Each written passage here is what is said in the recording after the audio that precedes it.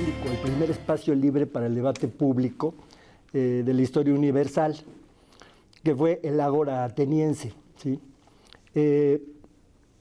¿Por qué la cultura griega propició ese tipo de debates? Bueno, porque no había, por ejemplo, un clero regular. Las ciudades-estado en Grecia no tenían una teocracia como la que hubo, por ejemplo, en Egipto, ¿no? En donde el faraón, rodeado de una serie de sumos sacerdotes, imponía todo de una manera absoluta y no había la menor oportunidad, no existían los ciudadanos, todos eran súbditos, de modo que sus órdenes se tenían que obedecer de una manera inmediata y sin posibilidad de apelación, ¿sí? Entonces el experimento de la antigua Grecia es el primer experimento democrático que hay en el mundo, ¿no? Y en el Ágora podían participar todos los ciudadanos, ya fuera como actores o como espectadores. Y no solo se discutía de política, sino también se hablaba de religión o de filosofía, ¿sí? Claro que en esos debates participaron únicamente los ciudadanos, es decir, que los esclavos estaban excluidos, ¿sí? Que eran más de la mitad de la población. Esta es una exclusión muy significativa, porque creo que prevalece hasta nuestros días, porque en la actualidad, digamos, un obrero o una persona que tiene un trabajo que le absorbe por completo todo su tiempo y que además no ha podido tener una formación, que no pasó, digamos, de la secundaria, etcétera, es muy difícil que esté atento a los debates públicos, que esté siguiendo las noticias, que lea los artículos que se publican de política, etcétera, ¿no? De modo que, por desgracia, digamos que un enorme porcentaje de la población, lo mismo en México que en los países desarrollados como Estados Unidos, sigue siendo muy manipulable, ¿sí? Algo que ha tenido efectos catastróficos, me parece, en la actualidad, en tiempos de las redes sociales, porque cuando existían, digamos, filtros en los canales de televisión, en los periódicos, etcétera, que no se podía publicar, por ejemplo, propaganda racista, entonces, digamos que había un cierto control de la opinión pública para que no pudiera haber esta propaganda tan tóxica, ¿no? Que sin duda ha envenenado los cerebros y ha provocado además una polarización que hace que aflore los sentimientos más primitivos y nefastos de la especie humana, que es como el odio al diferente o el odio al que piensa distinto a mí, ¿sí? Bueno, en tiempos del Ágora ateniense, decía yo, no participaban los esclavos, pero sí había un debate bastante libre, ¿sí? Y un debate que propició, por ejemplo, el surgimiento de filósofos como Sócrates, ¿sí? Que Sócrates se autonombraba como un partero de conocimientos, o sea, que lograba que en sus interlocutores descubrieran aspectos de la existencia en los que nunca habían pensado, con la fórmula de hacerles preguntas y esperar sus respuestas para irlos llevando, en muchos casos, primero a reconocer su ignorancia de los temas de los que estaban hablando, y después, a poco, a través de esos diálogos, a que fueran descubriendo por sí mismos, ¿sí? Verdades que les iluminaran sus conocimientos, ¿sí? Esa técnica se llama la mayéutica, y el Ágora era uno de los lugares donde Sócrates, digamos, impartía esto. Tenía también círculos más reducidos con sus discípulos predilectos, ¿no? Pero digamos que actuaba frente al público, frente a cualquiera que lo quisiera escuchar, ¿sí? Y esto lo convertía a cierto punto en un divulgador, ¿sí? de la filosofía. Esto finalmente tuvo consecuencias funestas para él, porque como ustedes saben, al herir el ego de muchos de sus interlocutores que tenían un gran prestigio en Atenas, particularmente los sofistas, que eran maestros, sobre todo de retórica, que recibían fuertes estipendios por dar clases, y cuando Sócrates mostraba en público su ignorancia, pues esto generó muchos resentimientos que llevaran a que le hicieran lo procesaran, acusándolo de ser un corruptor de la juventud, porque en sus charlas había insinuado que algunos de los dioses eran mitos y leyendas, ¿sí? Entonces lo acusaron de impío, ¿no? Y por eso lo obligaron a beber la cicuta, como lo saben todos los que hayan leído los diálogos de Platón, ¿sí? El primer diálogo de Platón es justamente el de ese juicio, y lo obligan a beber la cicuta. Sócrates actúa de una manera muy digna, como si presintiera ya que esa tarea suya lo iba a llevar a esa muerte tan trágica, ¿no? Y digamos que ahí se muestran los riesgos también de ejercer la libertad de expresión, ¿sí? Cómo la libertad de expresión, cuando no tiene ataduras, puede lastimar a los poderosos, y las venganzas que los poderosos pueden cometer, ¿sí? Cuando alguien empieza a tocarles sus fibras más sensibles, ¿no? Ahora, el ágora no era el único espacio de debate público en la antigua Atenas. También era el foro donde se litigaba, ¿sí? Entonces, porque era abierto al público, la gente intervenía, se ponía a favor o en contra de los litigantes, y esto hizo justamente que los profesores de retórica tuvieran un gran auge en aquella época, ¿sí? Porque era un arte que permitía que un orador hábil pudiera despertar las pasiones de su auditorio, ¿sí? E inclinar la balanza de los jurados a favor o en contra de un acusado, ¿sí? Entonces, esto era algo que estaba mal visto por los filósofos de la época. Los filósofos de la época estaban en contra de esa habilidad retórica, porque les parecía que alejaba a la gente de la verdad. Digamos que en estos debates empezó en germen el populismo de nuestros días, ¿no? En donde no se trata de convencer con argumentos a la mayoría del público, sino despertando sus fobias, ¿no? Inclinándolo a amar o a odiar a algunos de los que acusados en esos debates, ¿sí? Entonces, esto se mantuvo en los primeros tiempos de la República Romana, ¿sí? En donde también había esta división entre los patricios y la plebe, ¿sí? La plebe sí tenía derechos ciudadanos, ¿sí? Y estaban al mismo tiempo, por otro lado, los esclavos, que eran un enorme porcentaje de la población. Eran un porcentaje tan grande de la población que en un momento dado, cuando alguien sugirió que llevaran una vestimenta diferente para diferenciarlos de los ciudadanos, alguien dio la voz de alarma de que no lo hicieran, porque los esclavos, al descubrir cuántos eran por sus uniformes, se iban a convertir en un peligro grave, porque iban a notar que eran la población mayoritaria, ¿no? Pero bueno, en la República Romana empiezan a cobrar mucha importancia entonces los tribunos de la plebe, que eran los líderes, digamos, de las masas, ¿sí?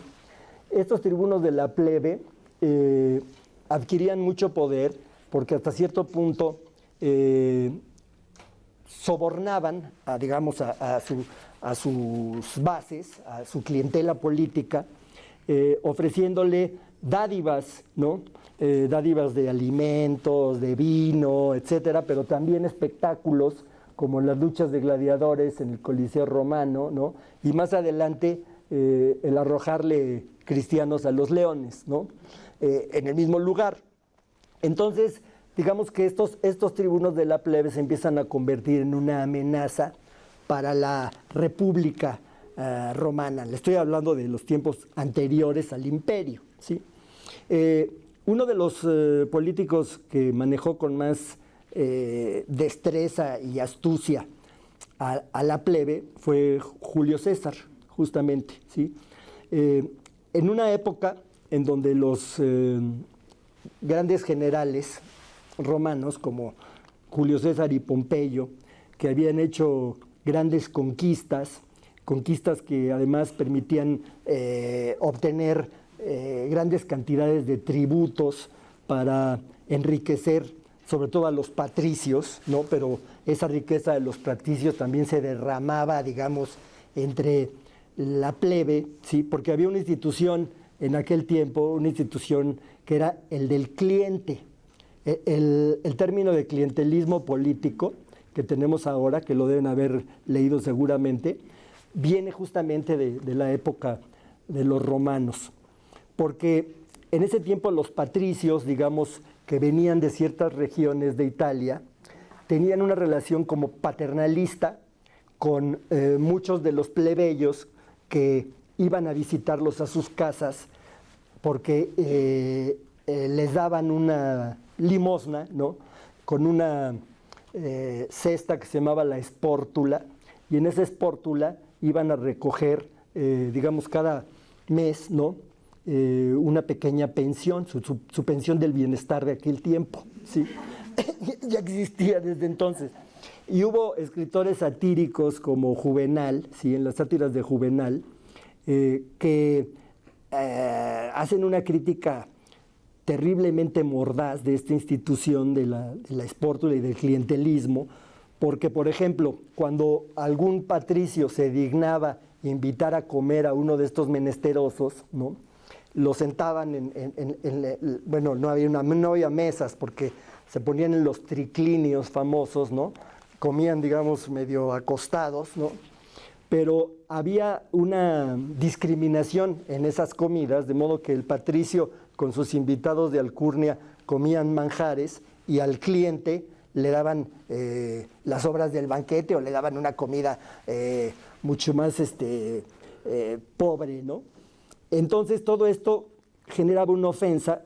Juvenal es un satírico, digamos, un satírico que indignado, moralizante, ¿sí? Que exhibe, digamos, la corrupción a la que estaba llegando ya en su caso en tiempos del Imperio Romano, ¿sí? Y que contrasta con otros escritores satíricos de la época, como por ejemplo Horacio, que Horacio fue un satírico, digamos, que no, más irónico, con más sentido del humor, quizá, pero que no tenía esa rabia contra el establishment que sí tenía Juvenal, porque Horacio era un protegido de Octavio César Augusto, ¿sí? Tenía un mecenas poderoso, de modo que él criticaba muchas cosas de su época, ¿no? Pero con una ironía, digamos, alegre, ¿no? Y hay otro satírico también de esa época que es Petronio, el autor del Satiricón, ¿sí? Que es muy, muy conocido porque hay una película de Fellini sobre el Satiricón, ¿no? Que es como un satírico más ácido, ¿sí?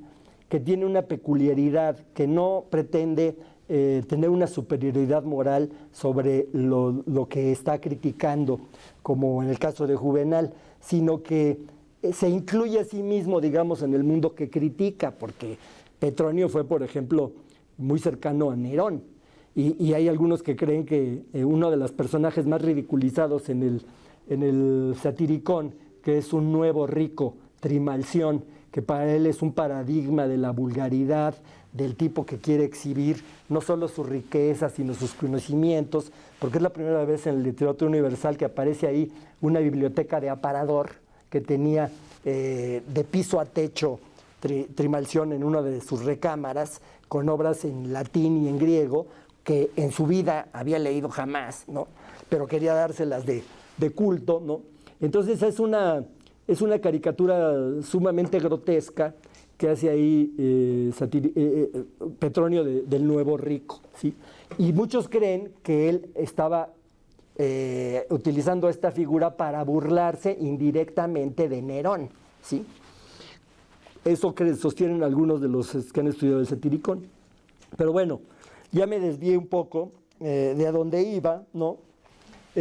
Porque estábamos en Julio César, ¿sí? Julio César, en aquella época había una sector, digamos, de los patricios que veían con temor cómo los caudillos como Pompeyo y el propio Julio César, que ahorita veníamos hablando de eso, Christopher y yo, en la camioneta, habían sido aliados en algún momento ellos dos. Incluso Pompeyo se casó con una hermana, una hija de Julio César. Entonces, en un momento dado ya luego tuvieron una ruptura, ¿sí? Pero ellos, con ese enorme poder que les había dado sus victorias militares y el prestigio que tenían entre la plebe, en la que derramaban así muchos de los botines de guerra que habían obtenido, ¿sí? Lo cual los hacía inmensamente populares, se empezaron a convertir en una amenaza para la República, ¿sí? Porque la República estaba controlada por el Senado, ¿sí? En el Senado formado por patricios, en donde había una fuerte animadversión contra los líderes que trataran de utilizar a la plebe como en contra de ese régimen republicano, ¿no? Los veían como una grave amenaza. Y entonces de ahí surge llega un momento en que Julio César desafía a las instituciones republicanas, porque al volver de las Galias, donde había conquistado un enorme territorio, rompe con una regla que había, que era que los generales que conducían a las legiones romanas no podían atravesar los límites de Italia junto con sus ejércitos, sino que tenían que dispersarlos antes de llegar. Y él incumple con esa regla al atravesar el Rubicón, que es un río que separaba a Italia de las Galias, ¿sí? Y entonces él cruza el Rubicón, se ha hecho muy famosa esa frase de atravesar el Rubicón, ¿sí? Porque es justamente cuando alguien ya no puede dar marcha atrás porque ha cometido una transgresión, ¿sí? Imperdonable que hace que se rompa con la ley, ¿sí? Entonces él cruza el Rubicón y desde ese momento se convierte, digamos, en un dueño personal de su ejército. Ya no es el ejército de la República Romana, en donde él era un general, un mariscal pasajero que al terminar sus campañas renunciaba y se esperaba hasta que el Senado romano lo volviera a nombrar para emprender otras conquistas, sino que se vuelve un ejército ya propio de Julio César, ¿sí? Y entonces un grupo de senadores que estaban muy preocupados por este predominio que iba adquiriendo Julio César, hacen la conspiración para asesinarlo, ¿sí? Los líderes de esta conspiración eran Casio y Marco Bruto, ¿sí? Marco Bruto, según Plutarco, que narra esta historia en sus vidas paralelas, era probablemente hijo natural de Julio César, porque Julio César, cuando era muy joven, había sido amante de la mamá de Bruto, y entonces él sospechaba que Bruto era hijo suyo.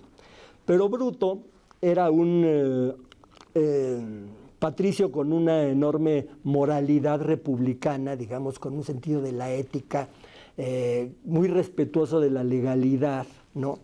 Y entonces reprobaba lo que estaba haciendo Julio César en ese momento, ¿no? Y él se alía con otros como Casio, por ejemplo, y asesinan a Julio César a puñaladas en el Senado, justamente, ¿sí?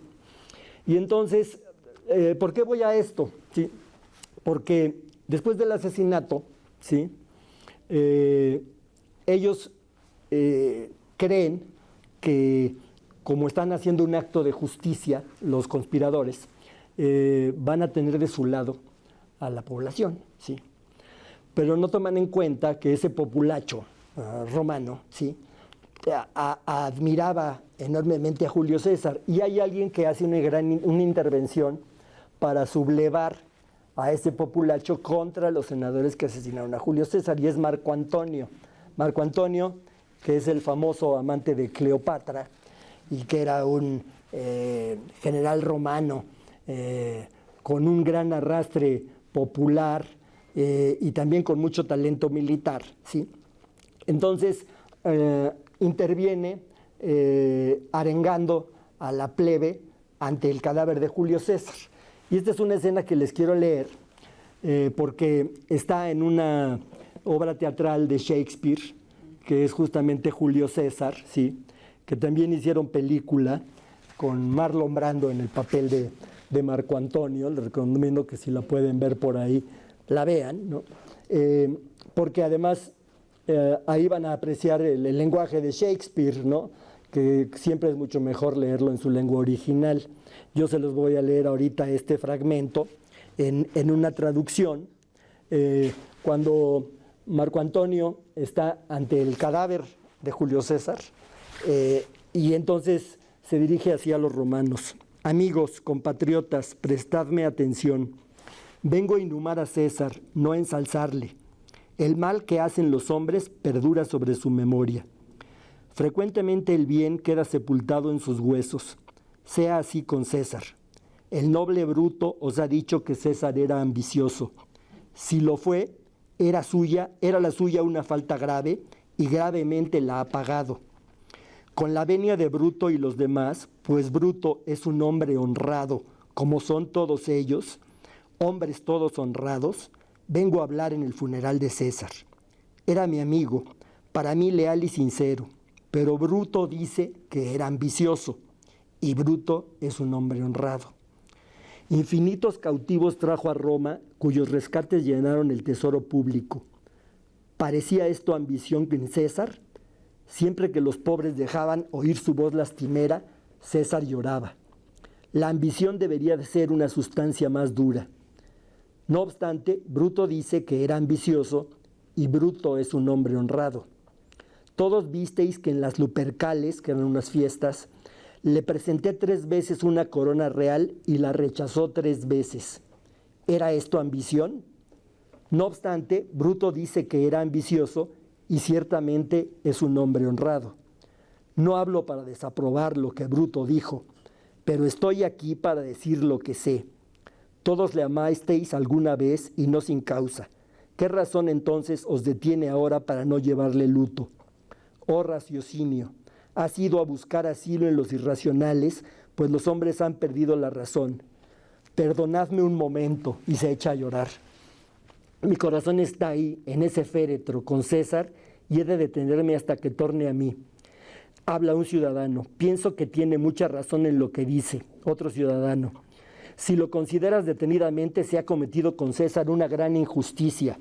Ciudadano 3. ¿Verdad que sí, ciudadanos? Temo que venga otro peor en su lugar. Ciudadano 4. ¿Habéis notado sus palabras? No quiso aceptar la corona. Luego es cierto que no era ambicioso. Ciudadano 1. Si así resulta, les pesará a algunos. Ciudadano 2. Pobre alma. Tiene los ojos enrojecidos como el fuego de tanto llorar. Ciudadano 3. En Roma no existe un hombre más noble que Antonio. Ciudadano 4. Observémosle ahora. Va a hablar de nuevo. Y continúa Antonio. Ayer todavía la palabra de César hubiera podido prevalecer contra el universo. Ahora yace ahí y nadie hay tan humilde que le reverencie.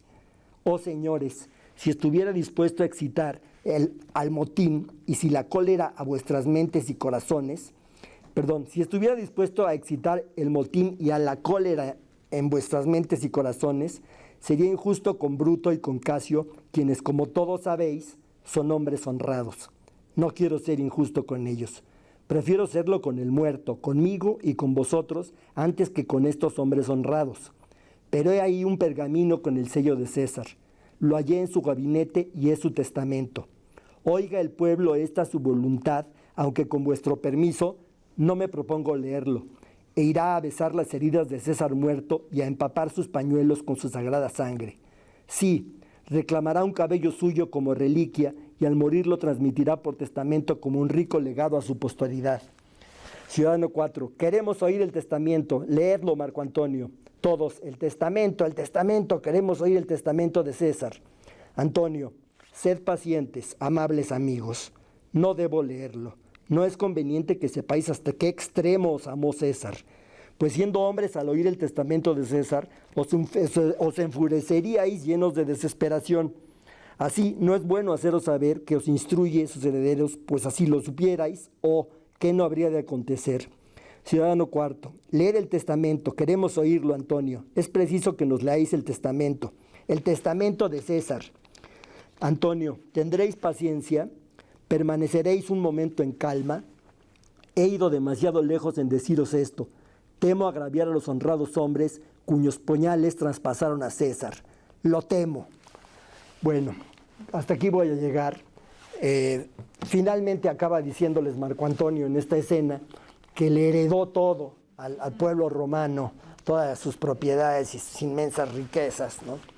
Y entonces, este es un ejemplo, ¿no?, de cómo alguien puede tener una fuerte repercusión en la opinión pública por medio de una oratoria muy hábil, ¿no? Fíjense en ese latiguillo constante de él, pero Bruto y sus aliados son hombres honrados, lo remacha una y otra vez, ¿no? Y cómo además Marco Antonio aprovecha este funeral para subirse al pedestal que dejó vacante Julio César, ¿sí? Porque él se convierte, digamos, en el heredero de ese legado y de esa enorme popularidad que él logró alcanzar ante estos grupos de ciudadanos a los que está convenciendo sin hacer nunca una acusación en contra de Bruto y de Casio, que además los tiene al lado en esa escena, ¿sí? Pero es con una enorme habilidad y una enorme astucia, se las ingenia Marco Antonio para llevar agua a su molino, ¿sí?, y hacer que este asesinato que pretendían los senadores, que era justiciero, se convierta en un crimen execrable, ¿no? Porque después de esto, lógicamente, viene la sublevación de un grupo de generales encabezados por Marco Antonio, Octavio César Augusto, en contra de Bruto y los demás senadores, que también arman un ejército, y hay una guerra civil, ¿sí?, que no tiene como teatro a Italia, ocurre en Grecia, en una batalla en donde finalmente Marco Antonio y César Augusto derrotan al ejército de Bruto, ¿sí? Pero aquí se va incubando, digamos, esta rebelión contra este grupo de senadores, con los cuales simpatiza mucho, por ejemplo, Plutarco y otros historiadores, porque los veían como unos salvadores de la República Romana. Después de que llega al poder Octavio César Augusto, que es el heredero de Julio César, después de que él derrota a Marco Antonio en la batalla de Accio, en Egipto, ya el imperio se mantuvo durante varios siglos, ¿sí?, hasta que vino la caída del Imperio Romano, pero digamos que hasta ahí llegó la República, ¿sí?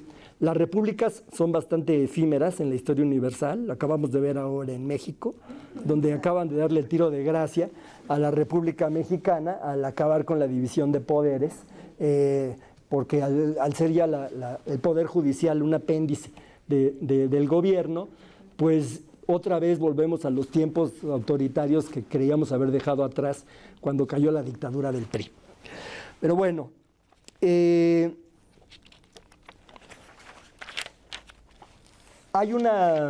la cultura grecolatina, además de propiciar estos debates públicos, también es el primer ejemplo en la historia donde hay una difusión, digamos, de la filosofía y de la literatura, ¿sí? Que esto empezó desde tiempos anteriores a la escritura, ¿sí? Cuando los aedas, que eran los recitadores, o más bien cantantes, porque estaban acompañados con un acompañamiento musical, ¿sí? Recitaban, por ejemplo, la epopeya de la Ilíada o de la Odisea, ¿sí? Lo recitaban, iban además haciéndole adaptaciones, porque el aeda percibía las reacciones de su auditorio, entonces según las reacciones de su auditorio iba modificando a veces el relato, ¿sí? Además es el percibir en las epopeyas de Homero hay siempre epítetos, ¿sí? Epítetos que se van repitiendo, los aqueos de hermosas grebas, etcétera, y muchos otros así. Eran un recurso mnemotécnico que tenían esos aedas, ¿sí? Para irse acordando de sus historias, y además para que también el público las recordara mejor, ¿sí? Pero digamos que ya a partir del nacimiento de la escritura hay una difusión de la epopeya, de las obras de la filosofía, etcétera, de la cual ha estudiado muy bien Irene Vallejo en ese ensayo estupendo que se me olvidó anotar ahí, pero que les recomiendo mucho que lean, El infinito en un junco, ¿sí? Que ha tenido un éxito enorme en todo el mundo. Irene Vallejo estudió letras clásicas, ¿sí? Y en esta obra se dedicó a narrar cómo fueron los primeros libros de la humanidad, ¿sí? Primero en tablillas enceradas, ¿sí? Era una tablilla con una cobertura de cera, ¿sí? Entonces en estas tablillas con un punzón iban escribiendo, ¿sí? Y después se podía borrarlo todo, volverla a encerar y volverla a usar, ¿sí? Y había otro medio que vino después, que fue el papiro, ¿sí? Entonces el papiro era más caro, ¿sí?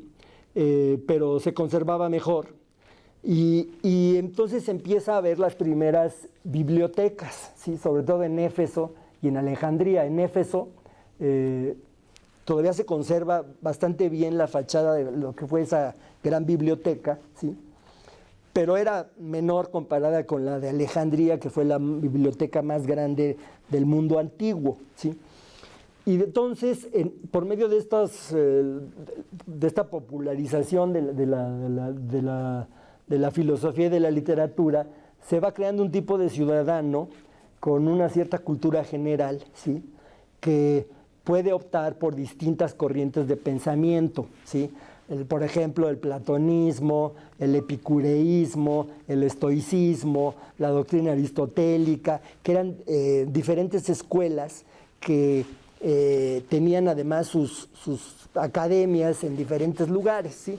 Y distintos tipos de enseñanza. Por ejemplo, la de Aristóteles era la enseñanza peripatética. Él hablaba con sus discípulos mientras iba caminando, por eso se llama así peripatética. La academia de Platón, los estoicos, en fin.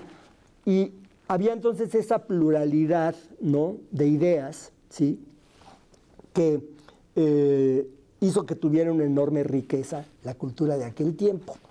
Y la biblioteca de Alejandría pues, era una maravilla, donde había miles y miles de obras, ¿sí?, con toda la tragedia griega, la comedia, etcétera, que actualmente nada más conservamos, pues, digamos, un puñado de obras, ¿sí? Las de Esquilo, Eurípides, Sófocles, las comedias de Aristófanes, etcétera, pero que realmente hubo una producción que fue como 50 veces eso que se ha conservado. Muchas de esas obras, desgraciadamente, se perdieron, ¿sí? Y se perdieron porque en esa maravillosa biblioteca de Alejandría, cuando ya en la decadencia no solo de la cultura grecolatina, sino del imperio grecorromano, cuando viene el empuje del Islam, ¿sí? Los ejércitos musulmanes toman la ciudad de Alejandría, y entonces el califa Omar, que era no solo el líder político de todo el Islam, sino además el líder religioso, ¿sí? Le preguntan qué hacen con la biblioteca de Alejandría, que si la permiten que sobreviva. Y este fue su razonamiento. Si las escrituras de los griegos concuerdan con el Corán, son inútiles y no deben ser preservadas. Si difieren de él, entonces son perniciosas y deben ser destruidas. Y entonces por eso quemaron la biblioteca de Alejandría, ¿sí? Fue el primer, digamos, acto de terrorismo, ¿no?, cometido por los fundamentalistas islámicos, ¿no? ¿Y qué pasa? ¿Por qué es esto? Porque habían nacido lo que llaman las religiones del libro, ¿sí? Que son 3 religiones del libro: el judaísmo, el cristianismo y la religión musulmana, ¿sí? Que cada uno con un libro que, según sus pontífices, concentra toda la sabiduría del universo, ¿no? La Torá, el Corán o la Biblia, ¿sí? Entonces, para las religiones del libro no tiene sentido leer a los filósofos ni leer obras de los autores paganos de la época en donde no había una ortodoxia religiosa, ¿sí? Porque basta con las sagradas escrituras de cada una de esas religiones para normar la conducta de la gente, etcétera, etcétera. Entonces se crea una ortodoxia, ¿sí?, que acaba por completo con el pluralismo, ¿sí?, el pluralismo que sí existió en la cultura grecorrelatina, ¿sí? Y esto es un periodo que además dura 1000 años, prácticamente desde la caída del Imperio Romano, por ahí del siglo V, hasta el siglo XV, ¿sí?, que es cuando viene el Renacimiento, ¿sí? Y en la Edad Media, pues, hay una, digamos, dictadura de la doctrina, ¿sí?, de la doctrina católica y política también, ¿sí?, en donde nadie tiene derecho a juzgar la administración pública, ni la manera como se maneja la iglesia, etcétera, etcétera, ¿no?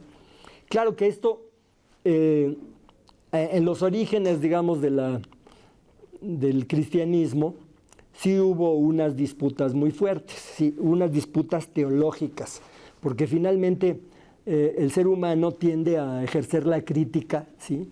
Y el espíritu crítico no se puede aplastar tan completamente como quisieran los líderes de opinión, ¿no? Y entonces en esa época lo que pasa es que empieza a haber unas disensiones entre los partidarios de diferentes interpretaciones de la Biblia, ¿sí? Y entonces se van enconando los ánimos por cuestiones que ahora nos pueden parecer pues ridículas quizá, ¿no? Como por ejemplo, ¿cuál era la composición de la Santísima Trinidad? ¿Sí? Entonces había disputas que decían, ¿provenía el Espíritu Santo del Padre, del Hijo o de ambos?, ¿no? Entonces ahí se creaban bandos antagónicos, una facción de la iglesia se iba por una interpretación, la otra se iba por otra, o cuál era la materia prima de la Eucaristía.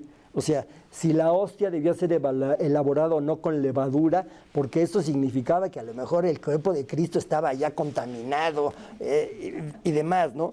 O si Jesús tenía un alma humana o alojaba la sustancia divina.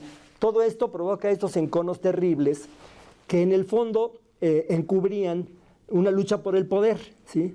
Una lucha por el poder, porque quizá no les apasionaban tanto esas doctrinas, pero sabían que el imponer o no su interpretación de la Biblia significaba el tener los obispados, las canonjías que todo esto representaba, etc. Entonces eso llega un momento en donde hay el primer cisma dentro del cristianismo, ¿sí? Entre la Iglesia Ortodoxa griega, que tenía su sede en Constantinopla, que se llamaba así Constantinopla, la actual Estambul, porque de ahí era el emperador Constantino, que fue el emperador romano que ya implantó el cristianismo y acabó completamente con el culto de los dioses griegos, ¿sí? Y la Iglesia de Roma, ¿sí? La Iglesia católica. No, cristiana, porque en ese momento todavía no se hablaba de catolicismo, y se crea ese cisma religioso, y en cada uno de los bandos, ¿no? La ortodoxia griega y el cristianismo, pues hay una vigilancia del dogma, ¿sí? Que era sumamente rígida, ¿sí? Porque no se permitía que nadie tuviera la menor desviación. En el mundo cristiano nace entonces la escolástica, que la escolástica es una rama de la teología que consiste en interpretar la Sagrada Escritura de acuerdo a lo que van marcando los teólogos, digamos, fundadores, San Agustín, Santo Tomás, etc.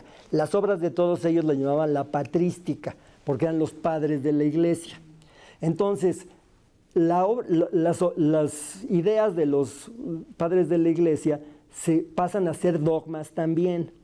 Entonces, los escolásticos lo que hacían era combinar con mayor o menor destreza diferentes opiniones de los padres de la Iglesia, pero siempre apelando a un argumento de autoridad.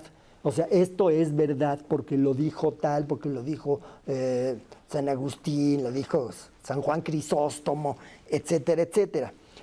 Se acabó el pensamiento libre. O sea, el interrogarlo todo con libertad, como hacían los filósofos griegos. No, los escolásticos se llamaban a sí mismos filósofos, pero no lo eran en realidad, porque lo que hacían era tratar de... y además había una vigilancia terrible de que estas interpretaciones no fueran a incurrir en herejías.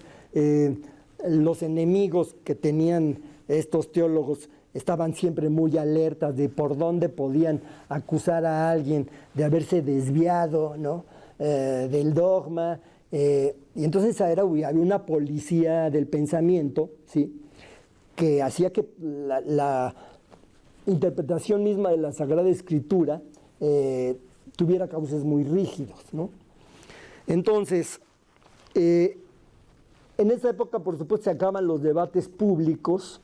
La opinión pública está completamente aplastada, ¿sí? Pero en el siglo XIV, un adelanto tecnológico, la invención de la imprenta, hace que se reavive este espíritu crítico para juzgar y opinar de religión, de política, etcétera, ¿no? Porque la invención de la imprenta, pues, hizo que se popularizaran, por ejemplo, los clásicos grecolatinos, ¿sí? Hay un rescate, ¿sí? De las obras de los filósofos griegos, de toda la cultura grecolatina, y hace que las obras llegaran a un público mucho más amplio que el que tenían antes, porque durante la Edad Media había estas obras manuscritas, ¿sí? Que son unas obras de arte, ¿no? Las que se conservan. Hay una novela estupenda de Umberto Eco, El nombre de la rosa, en donde cuenta justamente cómo uno de estos artesanos que trabajaban en un convento, ¿no? Escribían estas obras y eran tesoros que solamente poseían algunos aristócratas, que generalmente no las leían, las tenían como para exhibírselas a las visitas, presumirlas, etcétera, ¿no? Y pues estas obras nunca llegaron a un público más o menos amplio, ¿no? A raíz de que se inventa la imprenta, hay editores como un veneciano, por ejemplo, que se llamaba Aldo Manuzio, que se dedica a ir a todas estas bibliotecas de nobles y aristócratas a tratar de comprarles las obras. Muchos no se las querían vender porque había una apropiación egoísta, ¿no?, de estos tesoros, pero a veces él se las robaba, ¿no? Entonces, gracias a esos hurtos, pues luego las publicaba en Venecia, ¿no? Esto se empezaba a difundir más, ¿no? Y así es como empieza a liberalizarse, ¿no?, el ámbito del conocimiento, ¿no? Y con el tiempo esto permitió que hubiera otro cisma dentro de la Iglesia, ¿no?, el de la Reforma Protestante de Lutero, ¿no? Porque digamos que hasta ese momento la Biblia no era leída por los propios cristianos y católicos, ¿no? Esto es curioso porque así como no se leía la Biblia en ese tiempo, tampoco se leía las obras de Marx y Engels en la Unión Soviética. En la Unión Soviética se tenía que aceptar la interpretación del Partido Comunista de esas obras, pero nunca iban directamente a leerlas, ¿sí? Y en la Edad Media pasaba lo mismo, ¿sí? Pero entonces Lutero imprime las Biblias. Hay unas traducciones, que por ejemplo hay una muy buena al español de un pastor protestante, Casiodoro de la Reina, del Nuevo Testamento. Es la mejor traducción del Nuevo Testamento que hay, ¿sí? Y en esas traducciones son más fieles al texto original, ¿sí? Entonces, porque son traducciones que vienen de los idiomas originales en que escribió la Biblia, el arameo, etcétera, el griego. Porque lo que circuló durante mucho tiempo en la Edad Media fue la Vulgata latina, o sea, que era una traducción al latín, y en esa traducción al latín, digamos que ya le habían metido mano los traductores para ajustarla a los dogmas de la Iglesia. Además, para formar, digamos, el corpus de la Biblia, fueron eliminados muchas otras obras que durante algún tiempo también se consideraron parte de las Sagradas Escrituras, ¿no? Los evangelios apócrifos que ahora están publicados, los publicó hace tiempo el Conaculta, ¿no? Y que son muy interesantes de leer porque manejan como ciertas desviaciones de lo que se conoce como la doctrina, ¿no? Y entonces viene la Reforma Protestante, y lo que hace Lutero es publicar las Sagradas Escrituras, porque él era partidario del libre examen de la Biblia, algo que era una herejía terrible para la Santa Sede, para el Papa, ¿sí? Y entonces viene esta gran revuelta, ¿sí?, que pues es digamos, el augurio de lo que vino 2 siglos después, ¿sí?, con la Revolución Francesa. Digamos que aquí ya estamos en una prehistoria de la opinión pública, ¿sí?, porque ya hay mucha gente que se ha atrevido a disentir, a ir en contra de las verdades absolutas que les quiere imponer el poder, ¿sí? Y más adelante, ya en la época del siglo XVI, bueno, XVII, empieza a haber en Inglaterra y en Francia, ¿sí?, que eran países donde había vivido ya una revuelta protestante, ¿sí?, porque en otros lugares como España había una ortodoxia férrea, que era la ortodoxia de la Contrarreforma, que había creado un tribunal, el del Santo Oficio, que perseguía absolutamente cualquier brote de luteranismo o de judaísmo, etc. De modo que es una región de Europa que se quedó bastante atrasada, digamos, en cuanto al libre pensamiento. Pero en Francia y en Inglaterra empiezan a circular las hojas volantes, que eran hojas volantes que daban informaciones sobre catástrofes, epidemias, guerras, etc. Y hay mucha gente que las empieza a leer con avidez, ¿no?, Y en Inglaterra, donde había, digamos, un régimen parlamentario más liberal que el que había en Francia, donde había un absolutismo monárquico, esas hojas tienen un carácter polémico también, o sea, hay articulistas que ya empiezan a hacer la crítica del poder, a pedir reformas, a denunciar malos manejos de los fondos públicos, etcétera, ¿sí? Entonces ahí ya empieza a haber una efervescencia, ¿sí?, de un público que pues ya está inconforme con las verdades que le quiere imponer el poder, ¿sí? Y empiezan a surgir también en esa época semanarios, ¿sí?, que recogen, algunos son de carácter frívolo, ¿no? Por ejemplo, en Francia había uno que se llamaba El Mercurio Galante, ¿no?, que era como la primera revista de modas que hubo, ¿no? Otro que era la Gaceta de Francia, el Journal de Savant, y esos eran los, digamos, los precursores de los periódicos, ¿sí? En Inglaterra, toda estos primeros brotes, digamos, de la opinión pública provocaron en el siglo XVII dos revoluciones, una en el año 43 y las otras en el 48. La del 43 fue una revolución que provocó la decapitación de Jaime I, ¿sí?, y la implantación de una república que fue bastante efímera, porque después la adaptaron para que hubiera una monarquía constitucional, ¿sí?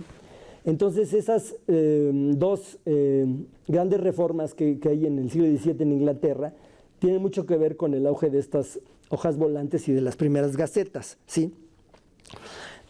Y ya en el siglo XVIII, en ambos países, empieza a haber ya periódicos que se publicaban diariamente, ¿sí? Y en esos periódicos, por ejemplo, en Inglaterra, ¿sí?, colaboraron escritores que hoy son clásicos de la literatura universal, como por ejemplo Daniel Defoe, Jonathan Swift, el Dr. Johnson, ¿sí? Y eran periódicos como por ejemplo The Spectator, The Examiner, The Review, The Mercator y The Tatler. Tatler era como el chismoso, ¿sí? En Francia ocurre lo mismo un poco después, ¿sí?, ya a mediados del siglo XVIII, ¿sí?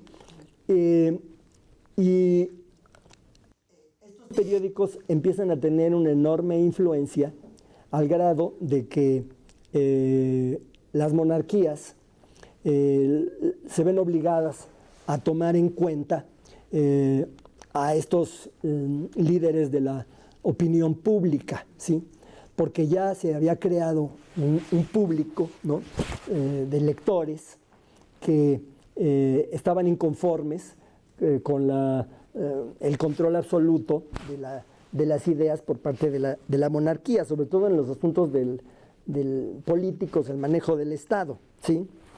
En Francia, durante el siglo XVIII hay un fenómeno que es el de los salones. En los salones que presidían a veces damas de la aristocracia, se juntan nobles, pero también se juntan algunos de los librepensadores de la época, ¿sí? Y ahí hay un debate mucho más libre, digamos, de lo que había en la corte de Versalles, donde todo tenía que ser mucho más estirado, ¿no? Porque aquí no se juzgaba a la gente por su limpieza de sangre, por sus títulos nobiliarios, sino por la validez de sus ideas, ¿sí? Y entonces esos salones empiezan a ser gérmenes de rebeldía hasta cierto punto, ¿no? Porque la propia nobleza empieza a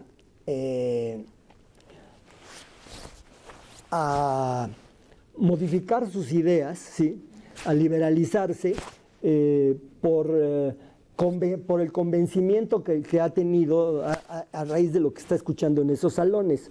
Y al mismo tiempo, pues empiezan los periódicos, ¿sí? Los periódicos empiezan a ser muy tomados en cuenta por los ministros, por ejemplo, de Luis XV, ¿no? Necker, por ejemplo, que era el ministro, lo que llamamos ahora el ministro de Hacienda, ¿sí? Para que sus reformas, digamos, de impuestos tuvieran aceptación por parte de la gente, le pedía a los principales articulistas de la época, como Condorcet, que le escribieran prólogos, ¿sí? Para mostrar, digamos, que era una reforma que había hecho tomando el consenso de la opinión pública, ¿sí? No como un acto arbitrario del poder, ¿sí? Esta época es la época de lo que se llama la Edad de la Ilustración, ¿sí? O el siglo de las luces. En la Edad de la Ilustración surge un tipo de pensadores, ¿sí? Que se llaman a sí mismos los filósofos, pero que no son exactamente con la idea que tenemos de un filósofo contemporáneo, porque los filósofos, ni de los filósofos griegos, porque, bueno, sí, de los filósofos griegos se asemejan más, por ejemplo, a Aristóteles, ¿no?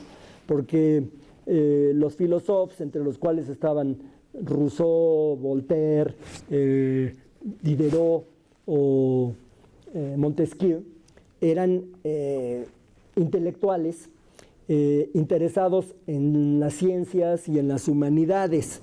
O sea, tenían un abanico muy grande de conocimientos, parecido al que habían tenido los humanistas del Renacimiento, ¿sí?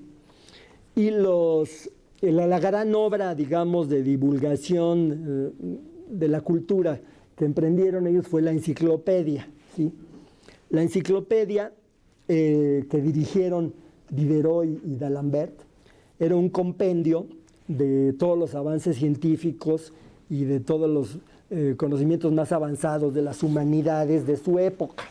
Y tenía la intención de poner esto al alcance del público en general, ¿sí? Se topó con una gran oposición por parte de la Iglesia y por parte de los sectores más reaccionarios de la nobleza, ¿sí?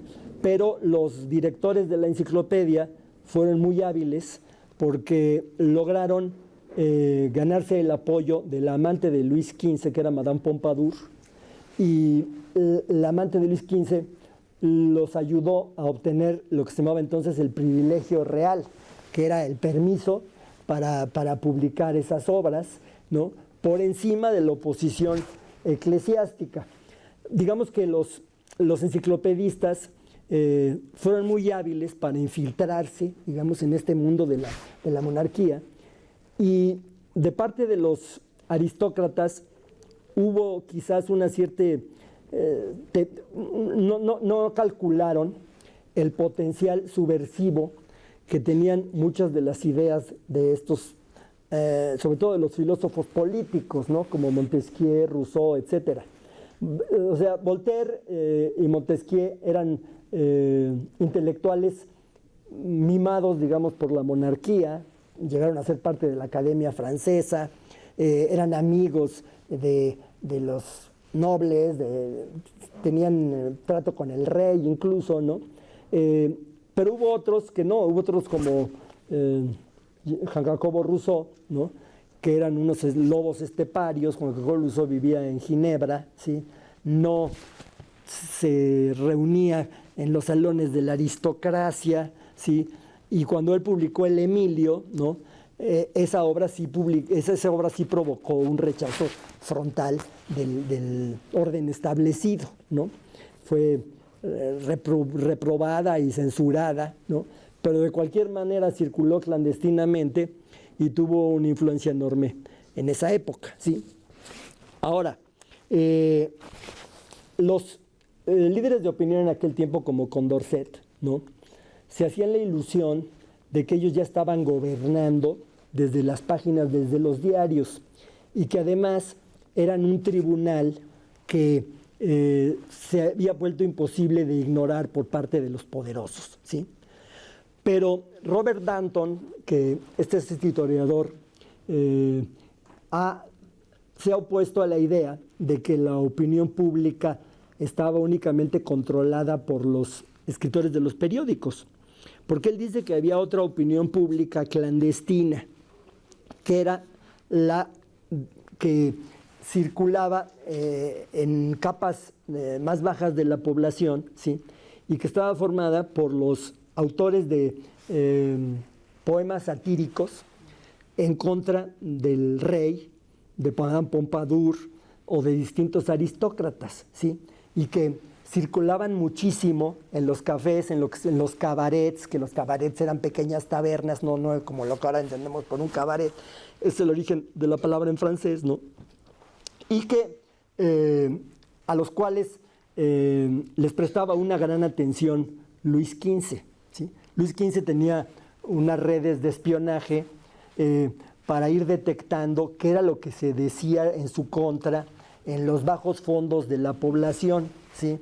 Y eso le preocupaba mucho más de lo que se dijera en los periódicos donde había una censura, ¿no? Y no podía haber ataques directos al rey, ¿sí? Pero en estos letrillas satíricas, pues sí se le iban a la yugular, ¿no? A él, a su amante, a los ministros, etcétera.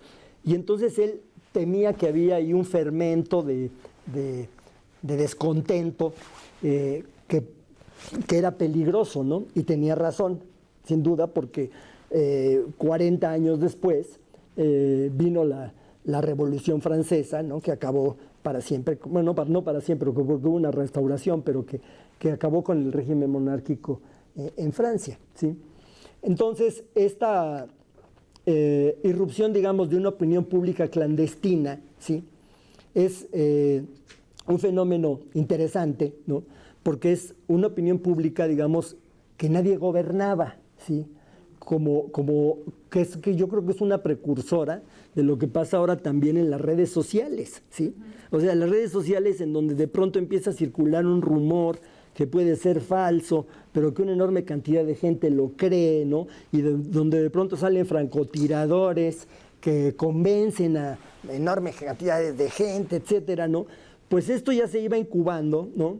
Desde esos tiempos. Entonces, digamos que quizás ha habido siempre en la historia dos opiniones, ¿no? Uno que es la opinión que le llamó, por ejemplo, Felipe González, hizo la distinción entre la opinión pública y la opinión publicada.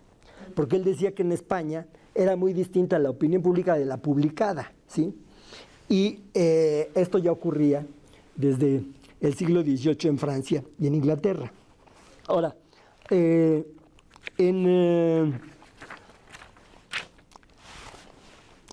Inglaterra,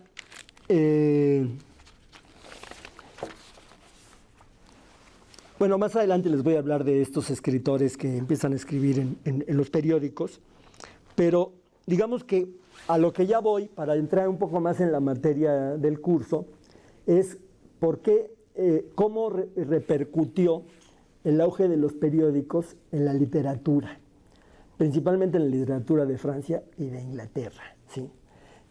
Si esto tuvo un efecto benéfico o si fue un efecto negativo, ¿sí? Y para responder esto, voy a hacer una pequeña digresión para hablar de otros temas, ¿no? Que es cómo fue el cambio radical que se produjo en el mundo de las letras cuando hubo dos instituciones que eran la corte y la universidad, que perdieron poder y que antes eran las instituciones que dispensaban el prestigio literario y que a raíz de la irrupción de la opinión pública empiezan a quedar un poco mermadas en ese poder, ¿sí? Y bueno, hasta aquí voy a llegar por ahora, ¿no? En este primer tema, y pues quisiera abrir para que ustedes opinen y comenten. Creo que ya me tardé mucho, pero está bueno abrir las preguntas y los comentarios.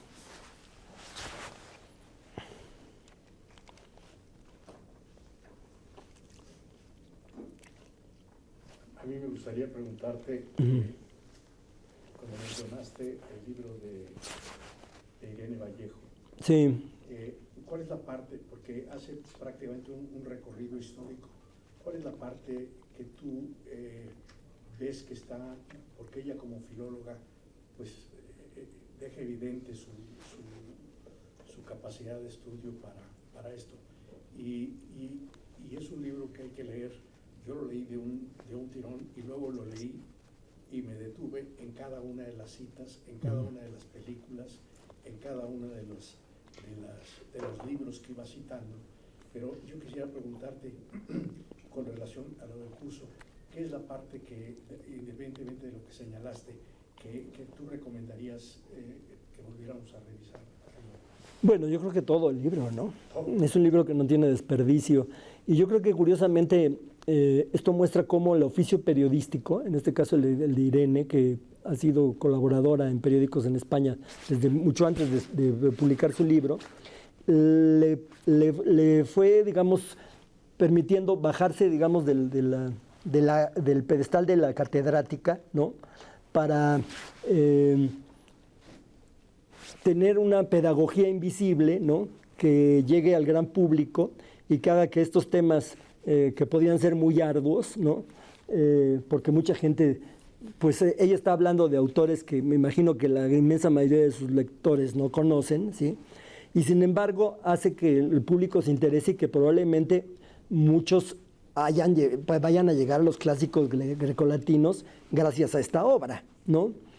Y creo que eso lo obtiene gracias a esa destreza periodística que ella adquirió previamente. O sea que es uno de los ejemplos de cómo el periodismo puede tener una influencia fecunda en la literatura, ¿sí?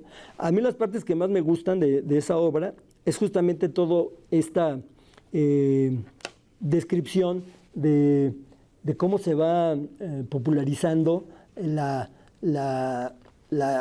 lectura. Y hay una cosa que me encanta ahí, o sea, ella dice que al principio la lectura se hace en voz alta. O sea, leer con el pensamiento es algo que empezó muchos siglos después. Y es lógico que fuera así, porque digamos que la gente estaba acostumbrada a que los aedas le leyeran las cosas, a oír la literatura más que a leerla, ¿sí? Y los lectores, curiosamente, en muchos casos eran esclavos, ¿no? Esclavos que le leían a un patricio, ¿sí? Y que además iban, porque la escritura no tenía puntuación, el lector era el que le ponía la puntuación. Entonces tenían que ser lectores muy versados, ¿no? Para que pudieran suplir eso, ¿no? Que no es fácil de pronto poner la puntuación, y ellos lo hacían por las pausas, por las entonaciones que tenían. Entonces había digamos, un trabajo de colaboración, ¿sí? Pero esta lectura de los esclavos hace que además esta cultura se difunda y se desparrame también entre los oprimidos de la época, ¿sí? Y había algo que me parece que era magnífico, que era, en esas bibliotecas tenían acceso a cualquiera. Cualquiera podía llegar a leer ahí, ¿no? Entonces, es una de las cosas que a mí más me gustaron de esta obra, ¿no? Yo aprendí mucho leyéndola, se lo dije a Irene cuando la conocí hace un año en San Luis Potosí, ¿no? Y creo que ojalá que se siga leyendo, ¿no? Porque es una obra magnífica. Es buena tu recomendación de que hay que volverlo a leer, pero lo que tú señalas, ella dice que ella de niña su madre le leía los cuentos y ahí empieza con ese tema. Y la otra que dices tú es que habla se baja de las alturas y escribe con una elegancia y una exquisitez que es la sencillez. Es fácil de entenderla, no hace lo que dice aquí, tú que señalabas de la soberbia de la intelectualidad. No hay pedantería alguna en ella. Es muy sencilla, muy didáctica, como tú dices.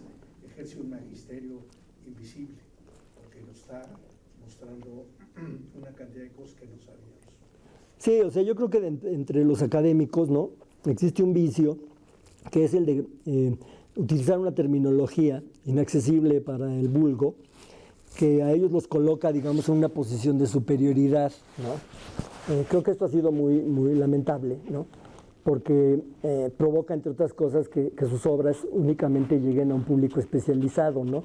Los que pueden descifrar esta jerga académica son los que los leen y se vuelven entonces muy endogámicas sus obras, ¿no?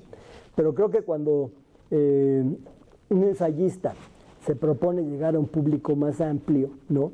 En realidad tiene que perfeccionar su arte, ¿no? Y en esto tenemos ejemplos magníficos en la literatura mexicana, ¿no? Octavio Paz, por ejemplo, ¿no? Porque Octavio Paz era pedagógico sin parecerlo. A mí una de las cosas que me maravilla de él es que nunca está pareciendo que nos da una lección, ¿no? Como que da por sabido que sus lectores tienen la misma información que él, pero al mismo tiempo está supliendo las carencias de sus lectores, ¿no? Sin que se note, ¿no? Esto es formidable, ¿no? Y bueno, creo que como él hemos tenido muchos casos en México, José Emilio Pacheco, por ejemplo, ¿no? Que era un ensayista que desde las páginas de los periódicos hacía que despertaba el interés del público en general por leer las obras. Yo me acuerdo que en esa época, en los años finales de los 70, principios de los 80, yo trabajaba en una agencia de publicidad y en esa agencia de publicidad leíamos devotamente los inventarios de José Emilio Pacheco y de ahí nos íbamos a comprar los libros de los cuales él había comentado, ¿no? en los inventarios, ¿no? Creo que este tipo de escritores son los que hacen que... Bueno, sí, lo que pasa es que Ibargüengoitia no era un ensayista, ¿no? Ibargüengoitia era un humorista en los periódicos, ¿no? Un gran novelista, desde luego, ¿no? Pero digamos que no hizo ese tipo de difusión, ¿no? Pero, pues, Irene tiene esa virtud, ¿no? Sin duda, ¿no? Y, a ver, esperemos que de veras la gente que la lee se ponga a leer los clásicos grecolatinos, ¿no? En este origen, que podría ser, de la opinión, el ágora, hablabas de la habilidad de hablar, ¿no? O sea, la capacidad retórica que tenían algunos para hacerse anotar. ¿En qué momento o hay oportunidad aquí que empieza a pensando en el objetivo de nuestro curso, que es el periodismo, las voces verosímiles, como apunta Froilán López Narváez en el prólogo de los periodistas de Scherer, como el objetivo o quizás como el valor de un periodista? O sea, ¿sí se hacen notar las voces verosímiles en aquellos años o todavía no es esta habilidad más de convencer o de envolver? Bueno, para hablar de la verosimilitud tiene que haber una duda sobre si algo es verdadero o falso, ¿no? De modo que eso ya ocurre en el periodismo moderno, en donde una noticia pues adquiere una credibilidad mayor o menor, ¿no? Que eso era algo que hasta cierto punto hasta hace unos años estaba perfectamente bien establecido, ¿no? O sea, había cosas que nadie podía dudar que eran ciertas o no, ahora ya no. Ahora hay gente que de pronto impone mentiras absolutas y una enorme cantidad de gente las cree, en México, en Estados Unidos y prácticamente en todo el mundo, ¿no? Entonces, en el Ágora lo que hacía era un debate sobre ideas, sobre opiniones, sobre con la manera como tenía que ser manejado el gobierno, sobre si convenía o no declararle la guerra a otro pueblo, etcétera, ¿no? Pero había verdades inapelables que nadie discutía, ¿no? Por supuesto que ya en la época del periodismo, pues la verosimilitud o la credibilidad es el principal patrimonio de cualquier periodista, ¿no? Pero sin embargo en México, durante mucho tiempo, hubo periodistas venales como Carlos de Negri, que sabía todo el mundo que gran parte de lo que decían era mentira, y sin embargo eran celebridades con un público inmenso, que además eran admiradas, ¿no? Eso fue lo que yo traté de mostrar en mi novela, ¿no? En El Vendedor de Silencio. La verosimilitud entonces de una noticia o de un hecho, entonces no es una propiedad exclusiva, pudiéramos decir, de quien la escribe, sino hoy en día, gracias a las redes sociales, sino del público lector. Bueno, la verosimilitud es algo aplicable únicamente a la literatura, ¿no? A la novela. O sea, verosímil es parecido a la verdad, ¿sí? Entonces, hay una convención en cualquier novelista de que tú piensas que lo que yo digo es verdad, ¿no? Sígueme este juego para poderte involucrar en esta narración y que la disfrutes, etcétera, ¿sí? En el periodismo no hay verosimilitud, hay noticias verídicas y noticias falsas, ¿sí? Y eso es lo que en la actualidad se ha puesto en duda, ¿sí? ¿Por qué? Porque hay mucha gente que cree que, por ejemplo, que el New York Times, a pesar de que tenga un sistema muy estricto de comprobación de datos, o el Washington Post, o el Le Monde, me refiero a los periódicos más importantes del mundo, están mintiendo. O sea, un fanático de Donald Trump está seguro de que hay una conspiración para ocultarle la verdad, y quien tiene la razón es un loco que está diciendo la teoría de los reptilianos, etcétera, que hay una conspiración de reptiles que quieren apoderarse del universo, etcétera, y se lo creen, ¿no? Entonces eso es un cambio, un retroceso espantoso, ¿no? Me parece a mí, porque finalmente nadie cree que la ideología, que el sesgo ideológico cambia las verdades o las mentiras, ¿no? Y eso es algo que está haciendo mucho daño, me parece a mí, ¿no? En el debate público mundial.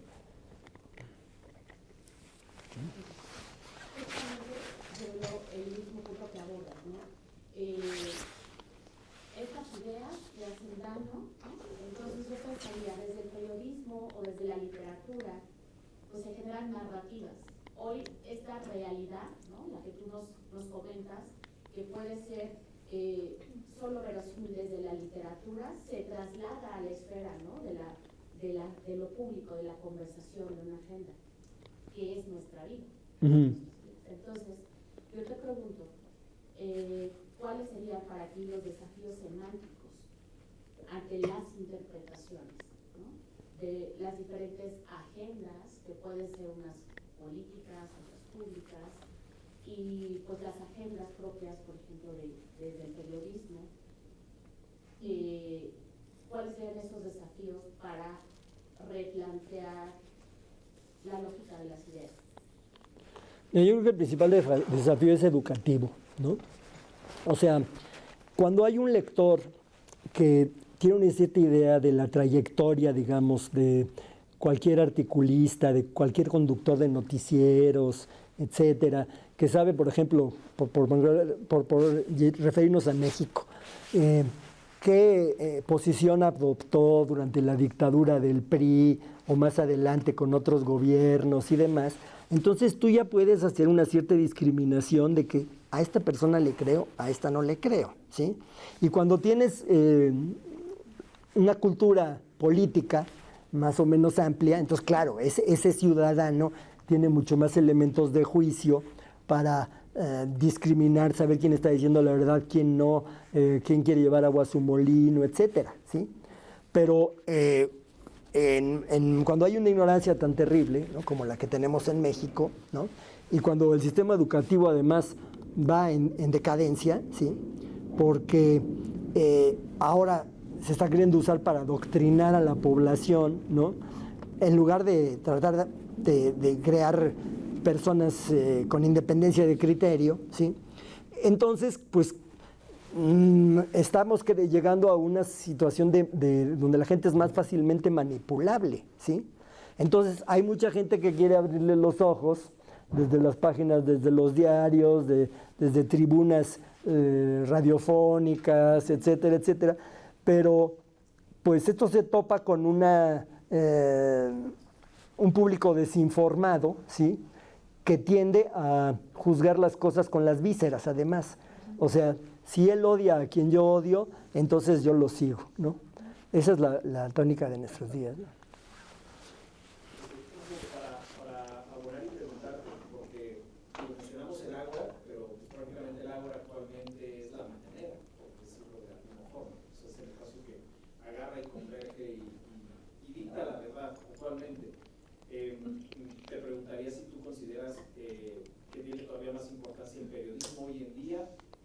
para volver a recuperar la verdad, los espacios de la educación de las personas, o en específico la literatura, como para poder llegar por otro lado a las personas sin llegarles de frente y decirles pues, qué tal es lo que están escuchando.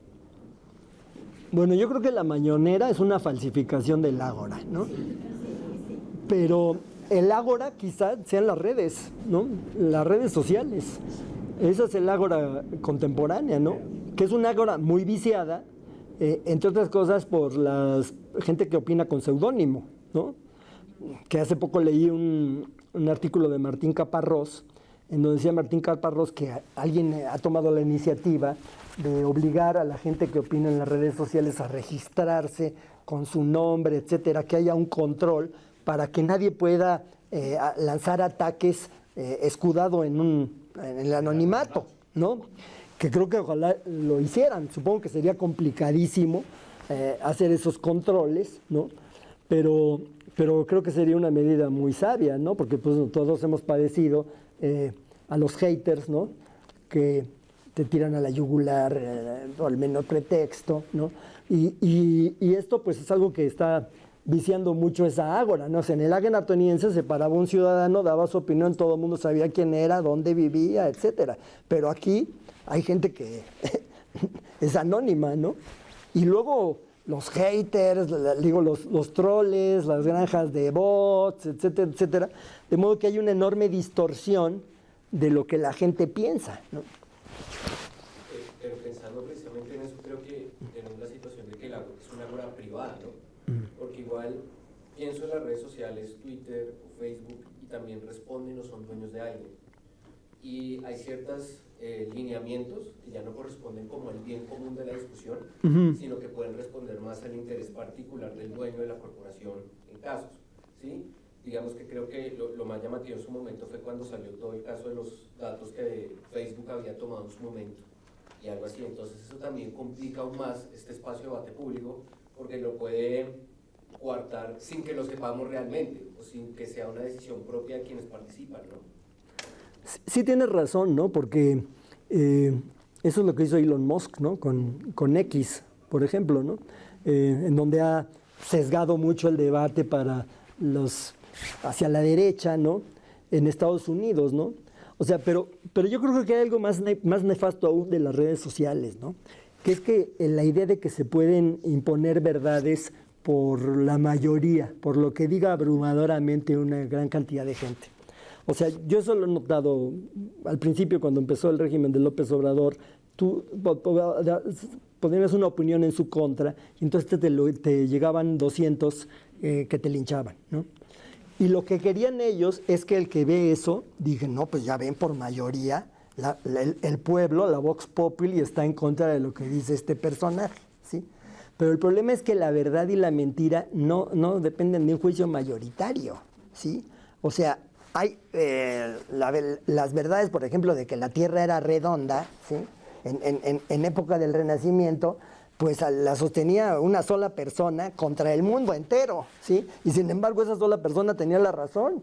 Y eso sigue pasando en la actualidad. Entonces las redes sociales pretenden que el consenso es el que dicta qué es verdadero y es falso. Y eso es una atrocidad. Ahora, ¿qué problemática plantea la naturaleza de las redes sociales, que son breves y con pocas posibilidades también de lograr mucha atención de los usuarios? Entonces, X te da en nivel general, pues 140 son, o eran 140 caracteres, ahora ampliados si tienes la verificación, pero es poco, y también la atención que reciben los usuarios son de segundos, un par de minutos. Pues sí, y hay algo peor, ¿no? Que creo que es una dispersión de la conciencia de la gente, ¿no? Porque estamos leyendo constantemente cosas fragmentarias, ¿no? Nadie tiene esa paciencia de sentarse a leer una obra, de no ver el celular durante 4 horas seguidas, de concentrarse en algo. Y entonces eso hace que haya como un vértigo de la estupidez, ¿no? En donde solamente hay pequeños capsulitas de cosas, etcétera, y la gente no logra concatenarlas nunca, ¿no? A mí me gustaría preguntarte, Enrique, sobre tu libro de Negri. ¿Qué fue lo que te motivó a escribirlo? Es un libro que cuando yo lo compré, cuando salió, empecé la primera página y no lo pude soltar hasta terminarlo, porque me parece que es una relatoría y retratas perfectamente ese México de los finales de los principios de los 50 hasta los 60 y tantos, en donde tenía una gran presencia en el gobierno y todo el mundo lo buscaba y era un personaje muy socorrido para que le publicaran sus cosas, ¿no? El vendedor de silencio.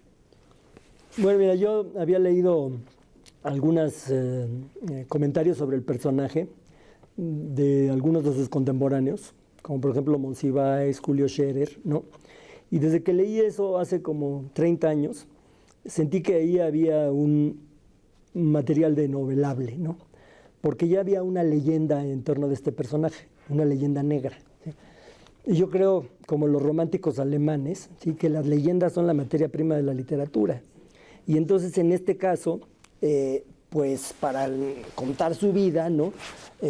Yo tenía que meterme a investigar, averiguar mucho más del personaje, de la época, etcétera, reconstruirla lo mejor que pudiera, ¿no? Para mostrar cómo fue posible, ¿no?, que un periodista tan corrupto adquiriera esa preponderancia, ¿no?, en el México de la época, porque decía del Julio Scherer que él era el mejor y el más vil de los periodistas, ¿no? Y al decir eso, pues estaba diciendo también que el periodismo en general estaba envilecido, ¿no? Y no solo el periodismo, sino la opinión pública, ¿no? Había gente que sabía que De Negri era corrupto, que extorsionaban y demás, y aún así lo leían. Y lo leían quizás porque algunos buscaban entre líneas, o sea, los lectores más avesados de la época de la dictadura del PRI eran los que se podían deducir quién le había pagado el artículo a De Negri para atacar a fulano o mengano, ¿sí? Eso me tocó a mí todavía como lector cuando empecé a leer periódicos por ahí de los 70s, principios de los 80s. Cuando uno leía El Siempre, por ejemplo, en El Siempre colaboraban Margarita Michelena, que fue una gran poetisa, por cierto, y Mauricio González de la Garza, etc. Y todos ellos, cuando atacaban a algún miembro del gobierno, era porque otro les había pagado el ataque, ¿sí? Entonces, los que verdaderamente podían saber cómo estaba toda la jugada eran una minoría de los cercanos, digamos, a las camarillas políticas, que podían interpretar bien quién era el que había ordenado eso. Los demás únicamente sabíamos que creían, algunos muy ingenuamente, que Margarita Michelena, por su juicio independiente, se había puesto en contra de Díaz Serrano, por ejemplo, el director de Pemex que fue a parar a la cárcel, ¿no? Entonces, pues había estaba completamente viciado, digamos, el circuito de la información, ¿no? Claro que ya también entonces empezaba a haber, había algunos articulistas honestos, ¿no?, una minoría, ¿no?, y los lectores inteligentes y demás, pues ya podían guiarse para saber que algunos sí estaban opinando de verdad lo que pensaban, ¿no? Por ejemplo, Alejandro Gómez Arias, para hablar de los que estaban en El Siempre, ¿no? Renato Leduc, que eran gente más honesta, ¿no? González de la Vega, etcétera, etcétera. Bueno, entonces había ya esa diferenciación, ¿no? Pero en un mundo muy enrarecido, ¿no? O sea, porque a mí me da la impresión de que cuando un personaje tan corrupto se impone de esa manera, ¿sí?, crea una ansia de emulación, ¿no? Y eso envilece a toda la sociedad, no nada más al mundo del periodismo, ¿no? O sea, en ese tiempo, por ejemplo, las élites económicas eran las que habían mimado a Carlos de Negri, porque Carlos de Negri también era cronista de sociales, ¿sí? Fue un cronista de sociales que también cambió ese género, porque antes de él, los que hacían crónicas sociales, como el Duque de Otranto, por ejemplo, eran un poco cursis, ¿no? Que hacían unas crónicas como si fuera un evento de la nobleza, etcétera. Y en cambio, De Negri les metió más humor, ¿no? O sea, De Negri se quería presentar como que yo me codeo con los magnates de México. Y entonces puedo hacer bromas, etc. Y esto les encantaba, ¿no? Les encantaba y él hacía sus chismes de que fulanito de tal se fue a Acapulco, fulana a Europa. En aquella época ir a Europa era algo que tenía que aparecer en los diarios porque era un logro maravilloso que denotaba además un enorme poder adquisitivo, y además estaban en la época en que había una, digamos, burguesía emergente, que era la del alemanismo, ¿no? De nuevos ricos, que tenían una avidez enorme por ostentar sus fortunas, ¿no? Y quien les daba esa tribuna y esa plataforma, ¿no? Era Carlos de Negri, ¿no? Entonces, pues, había esta simbiosis absoluta, sobre todo en tiempos del alemanismo, entre la oligarquía y la clase política, ¿sí? Que fue la que pues provocó en gran medida, ¿no? El desastre que finalmente fue todo el régimen del nacionalismo revolucionario en México, ¿no?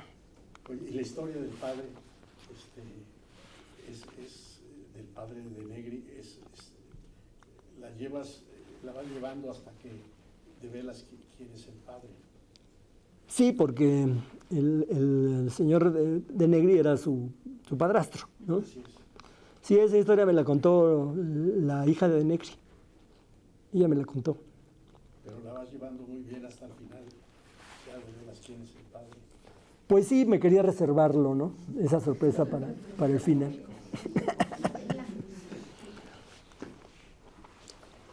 Bueno, hasta aquí llegamos, voy a seguir. Supongo que acabamos a las 11:30. Sí, tenemos 20 minutos. Bueno, les decía que para ver cómo fue el cambio que se produjo en el mundo de las letras a raíz del nacimiento de la opinión pública, voy a hablar un poco de cómo era las universidades y la corte, que eran las otras instituciones que dispensaban el prestigio literario, y qué tenían que hacer los escritores de épocas anteriores para lograr destacar en esos ámbitos, ¿sí? Y voy a empezar primero con las universidades, ¿sí? Las primeras universidades se fundan en el siglo XIII en París, en Bolonia y en Oxford. Son las tres primeras universidades. Y esto nace porque hay teólogos que no quieren estar tan directamente fiscalizados por las autoridades religiosas, concretamente por los obispos, ¿no? Y que quieren formar grupos de estudio que tengan un cierto margen de independencia, ¿sí? Y entonces, claro, apegados a la doctrina, no pretenden en ningún momento cuestionarla, ¿no? Pero sí quieren que haya una valoración del saber en donde no intervengan directamente las autoridades religiosas, porque sentían que eso estaba ya viciado de mucha politiquería, ¿sí? Y entonces forman estos claustros universitarios, ¿sí? En donde había una regla muy importante, que eran, ellos detentaban el monopolio para otorgar grados académicos, ¿sí? En eso nadie podía intervenir, y también habían conquistado cierta autonomía porque los rectores universitarios eran solamente nombrados por los consensos de los sabios de la época, ¿sí? Entonces, eso es un pequeño germen, digamos, de independencia. Pero en estas universidades estaban sujetas también a un control que a veces no podían burlar, ¿no? Porque el prestigio que adquirían estos teólogos y las canonjías que iban junto con este prestigio, iban paralelas, despertaban envidias, ¿sí? Entonces, los canónigos, etcétera, que estaban cerca de los obispos, pues combatían en guerras sucias contra muchos de los sabios de la época, ¿sí? Y a veces lograban que sus obras fueran incluidas en lo que se llamaba el Index, que era la lista negra de obras prohibidas de la época, ¿sí? había unos, en España, por ejemplo, un canónigo Valverde, ¿no?, que decía que lo peor del caso es que los miembros de la congregación que decidía qué obras iban a parar al Index eran teólogos ignorantes que muchas veces juzgaban esas obras sin comprenderlas, porque tenían un nivel educativo más bajo que las del teólogo universitario que las había escrito. Entonces, digamos que estos sabios, a pesar de las dificultades que tenían para obtener sus borlas doctorales, porque tenían que hacer exámenes de oposición que eran bastante complejos y después de sortear todos esos obstáculos todavía tenían que enfrentarse con esta congregación del Índice que era temible para muchos de ellos, ¿no? Pero bueno, cuando empieza el Renacimiento, donde surge esa cultura humanística, ¿sí?, entonces empieza a haber sabios universitarios que son laicos, ¿sí?, que no tienen una formación religiosa, ¿sí?, y que además empiezan a obtener una riqueza porque son sabios que cobran por sus lecciones, ¿sí?, y que tienen grupos de estudio en donde empiezan a cobrar mucho dinero, ¿no? Y entre esos grupos que están ligados a la universidad, tratan de rodearse de una pompa académica que es una pompa que imita a la aristocracia, ¿sí? O sea, todo el ceremonial de la toga, el birrete, etcétera, eran los títulos universitarios otorgados además con un dosel, que estos doseles es como cobertizo, ¿no?, que imitaba las ceremonias de la nobleza. Es una intención de equipararse, ¿no?, con la aristocracia de la sangre. Digamos que se crea una aristocracia del saber, ¿sí? Y en esa aristocracia del saber hay personajes que son o tratan de ser como los nobles del Renacimiento, conquistar la independencia económica para poder ellos dedicarse a las traducciones de los clásicos latinos y romanos, etcétera, ¿no? Y creo que esto va propiciando que se cree una casta intelectual que está divorciada del pueblo, divorciada de los trabajadores, cosa que es absurda porque finalmente todos estos humanistas pues tenían que haber trabajado mucho para llegar a adquirir su nivel intelectual, ¿sí? O sea, eran gente que se quemaba las pestañas día y noche, ¿no?, y que hasta cierto punto tenía una semejanza con los artesanos, con los trabajadores, ¿no? Que no tenía por qué sentirse tan cercana a las aristocracias, en donde hay una... es un timbre de orgullo el no hacer nada, ¿no?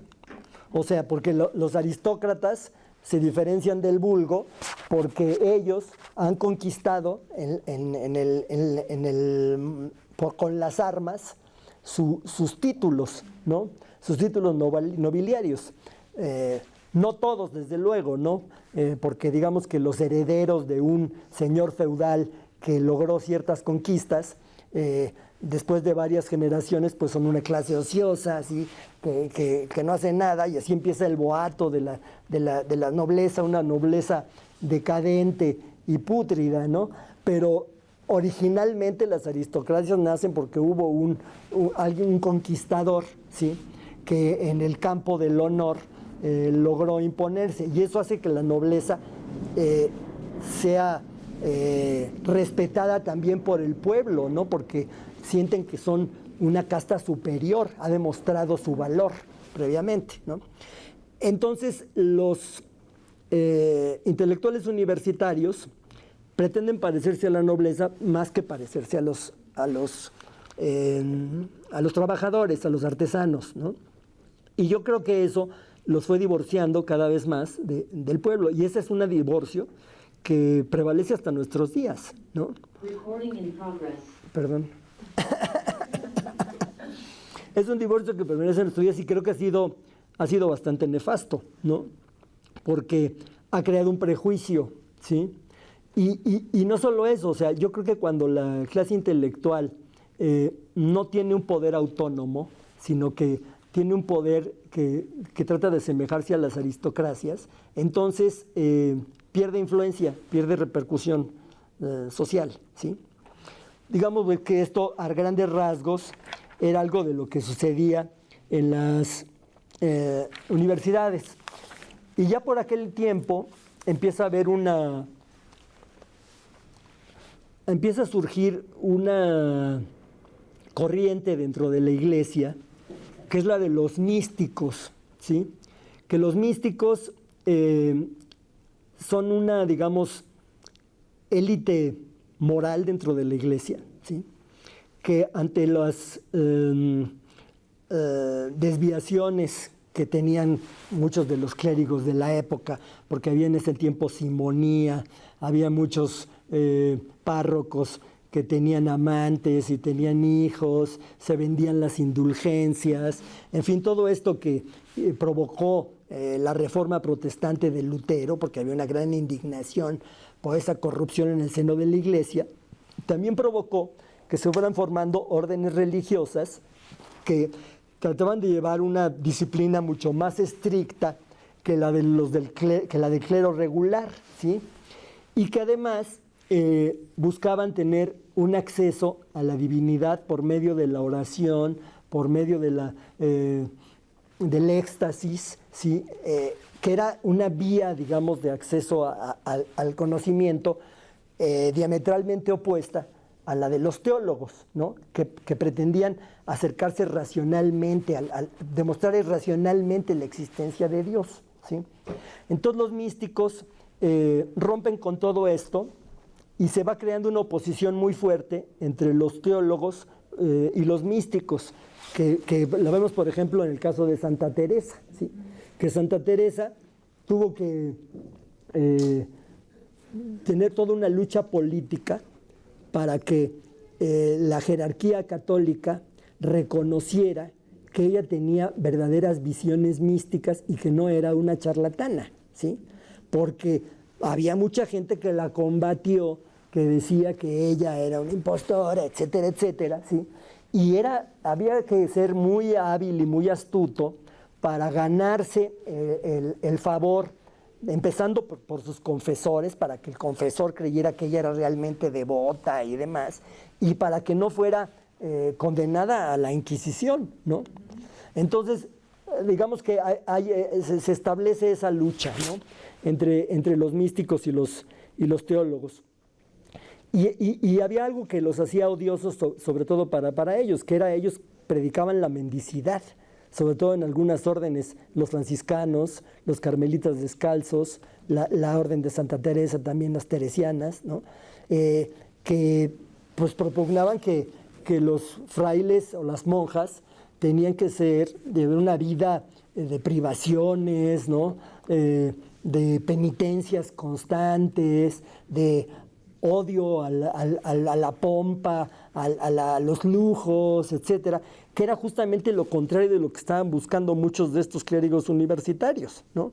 Entonces ahí se crea una fuerte pugna y una gran oposición, ¿no? Ahora, esto por el lado de la clerecía, ¿no? Pero luego había otra institución que era la corte, que la corte también era dispensadora de prestigio, ¿sí? Y entonces, durante varios siglos, digamos desde el siglo XV al XVIII más o menos, surge la figura del escritor cortesano, ¿sí? De un escritor que quiere obtener el favor de la corte para poder sobrevivir en primer lugar, ¿sí? Porque cuando algún poeta lograba tener un mecenas, ¿no? Pues ese mecenas le iba a dar su sustento. Era muy difícil en aquel tiempo que un escritor viviera de la pluma. Era prácticamente imposible, ¿sí? Porque a pesar de que ya existía la imprenta y que se vendían las obras, había mucha piratería, ¿sí? O sea, los editores sacaban ediciones de los libros que no llegaban un centavo a los autores, ¿no? De modo que Cervantes, a pesar de haber sido un bestseller con el Quijote, no podía vivir de sus obras, ¿sí? Tampoco podía vivir de sus obras Quevedo, por ejemplo, a pesar de que, por ejemplo, la vida del Buscón, una novela picaresca, también tuvo una enorme cantidad de lectores. Y los únicos, digamos, que sí podían vivir de la pluma eran los dramaturgos, ¿no? Los que Lope de Vega, Calderón, etcétera, porque ahí sí había un control muy estricto de los ingresos que llegaban en los corrales de comedias, ¿no? Entonces, pero muchos de estos poetas, ¿no? Por ejemplo, Góngora, ¿no? Góngora, pues siempre, todas sus obras van precedidas de una dedicatoria al duque de Lerma, a otros grandes duques de la época. El poeta se pone bajo la protección de esos aristócratas para que tenga el aval, digamos, de la corte. El que logra la aprobación de la corte ya tiene un gran sello de prestigio. Y esto va acompañado con otra cosa, que es el desprecio al público lector. O sea, los dramaturgos de la época publicaban sus obras, pero por ejemplo Juan Ruiz de Alarcón, en algunos de sus prólogos, habla muy despectivamente de la bestia fiera que es el público. O sea, ellos le arrojaban a los leones esas obras como diciendo, ahí les publico esto, pero no me importa lo que tú opines, lo que me importa es lo que opinen los nobles, los entendidos, etcétera, ¿no? Porque, digamos, había esa actitud de que la aristocracia del talento no podía arriesgarse a que el vulgo fuera el que dictaminara qué obras valían y cuáles no, ¿no? Pero claro, hay una ambigüedad ahí, ¿no? Porque finalmente las estaban publicando. Si no quisieran que la gente las conociera, pues nada más las habrían distribuido así en privado, ¿no? Entre una minoría muy selecta, ¿no? Pero sí las estaban difundiendo hacia el público en general, ¿no? Entonces había ese doble juego y es una época en donde hay muchos poetas que venden los sonetos dedicados a los aristócratas, ¿no? En Francia esto se convirtió casi en una industria, ¿no? O sea, había poetas muy hábiles y cotizados que vendían un soneto laudatorio en 5,000 francos, ¿no? Y entonces se va creando una especie de corruptela, ¿no? En donde el quien mejor halaga la vanidad de los poderosos es el que va a recibir más dinero, ¿no? Y esto no siempre depende del talento del escritor, porque finalmente todos esos aristócratas no tenían unos criterios de valoración literaria muy exigentes, ¿sí? Los que sabían de verdad quién era quién eran los propios escritores, ¿no? Y por eso escritores como Molière, por ejemplo, en Las Mujeres Sabias, se burla muy duramente de estos personajes, ¿no? Y dice, por ejemplo, en ese prólogo, dice, parece a 3 cretinos en su pequeño cerebro que por haber sido publicados con pastas de cuero, se han erigido ya en importantes personas que deciden con su pluma el destino de las coronas, que al menor ruido de sus producciones han de ver volar sobre ellos las pensiones. De esto se burlaba Molière, pero Molière al mismo tiempo era un escritor cortesano, ¿sí? Porque él, por ejemplo, se difundía, ¿no?, que él era valet del rey Luis XIV, ¿no? Porque ese título de ser valet de Luis XIV le daba más prestigio que el que había obtenido con sus comedias, ¿no? Cosa que pues, es terrible, ¿no? Porque finalmente era un escritor maravilloso, ¿sí? Sí, que él había logrado tanto el aplauso, digamos, del rey, de su corte, como el del público en general, ¿no? Pero tenía que rebajarse, digamos, a aparecer como un criado de Luis XIV, porque eso era más prestigioso que sus laureles literarios, ¿no? Y lo mismo pasaba con otros escritores del Renacimiento, como Ariosto, por ejemplo, ¿no? Que Ariosto fue durante mucho tiempo una especie de lacayo del duque de Este en Italia, ¿sí? Y este duque era un tipo que lo trataba muy mal, ¿sí? Que siempre lo menospreció, a pesar de que él le dedicaba sus obras, ¿sí? Y que casi nunca tuvo palabras de aliento, de agradecimiento con él. O sea, la vida de Ariosto realmente es muy triste porque te muestra cómo un poeta con un talento enorme, ¿no? Tuvo que padecer el desdén y el menosprecio del mecenas que lo protegía, ¿sí? Entonces, estas eran, digamos, como las miserias y las desventuras del escritor cortesano, ¿sí? Y por esto es tan interesante qué fue lo que pasó en el mundo de las letras cuando empieza a haber cuando la opinión pública empieza a pesar en la valoración del talento, ¿sí?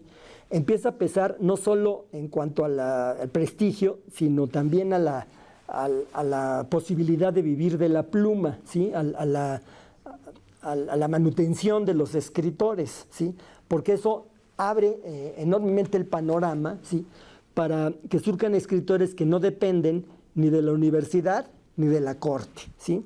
Y de eso ya hablaremos mañana, ¿no? A partir de lo que ya sería, digamos, la influencia de la opinión pública de los periódicos en la literatura, ¿no? Muchas gracias, Enrique.